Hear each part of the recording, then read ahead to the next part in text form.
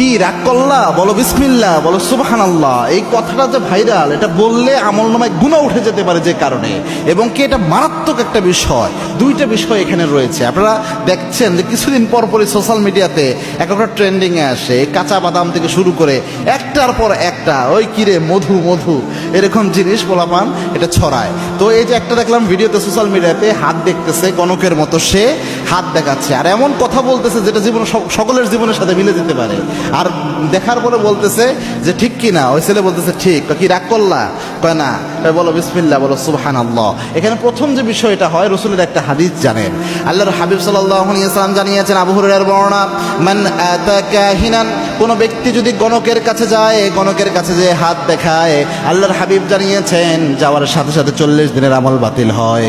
আরেক বর্ণনায় এসেছে, আল্লাহর হাবিব বলেছেন রসুলের উপর যা নাজিল হয়েছে সবকিছু অস্বীকার করার গুনাহ আল্লাহ আমলনামায় দিয়ে দেয়, সবকিছুর সাথে কুফরি করা হয়ে যায়।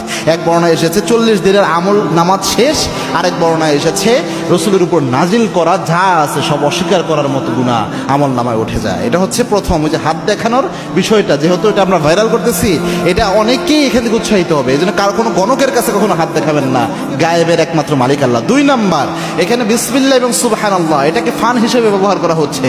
এই যে আপনি যে কোনো বন্ধুর সাথে দুষ্টামি করে, একটা ফাইজলামি করে বলে কি রাগ করলা, বল বিসমিল্লাহ, বল সুবহানাল্লাহ। এই যে বিসমিল্লাহ সুবহানাল্লাহ, এটা কিন্তু মারাত্মক একটা শব্দ। আল্লাহ রাব্বুল আলামিনের বরকতময় নাম বিসমিল্লাহ, সুবহানাল্লাহ, তাসবিহ আল্লাহ রাব্বুল আলামিনের বরকতময়, এগুলার অসংখ্য ফজিলত রাসূল সাল্লাল্লাহু আলাইহি ওয়াসাল্লাম হাদিসে বলে গিয়েছেন। তো এই বিষয়গুলা, এগুলা নিয়ে যদি আপনি ফাইজলামি করেন বা ফান করেন, এগুলা যদি আপনি আপনার স্বাভাবিকভাবে মজা করার জন্য ব্যবহার করেন, তো এটা তো মারাত্মক, এবং এই ক্ষেত্রে অসম্মানজনক হলে ঈমান নষ্ট হয়ে যেতে পারে। এই জন্য এই কাজটা যেন আমরা না করি। শুধু যদি বলা হতো এতটুকু কি রাগ করলা, এটা একটা আলাদা হিসাব হতো, কিন্তু পোলাপান দেখি বিসমিল্লাহ সুবহানাল্লাহ সহ এইভাবে বলতেছে। এজন্য একটু সাবধানতা অবলম্বন করা উচিত যে বিসমিল্লাহ সুবহানাল্লাহ শব্দটুকু নিয়ে আমরা যেন ফাইজলামি না করি, যোগ না করি।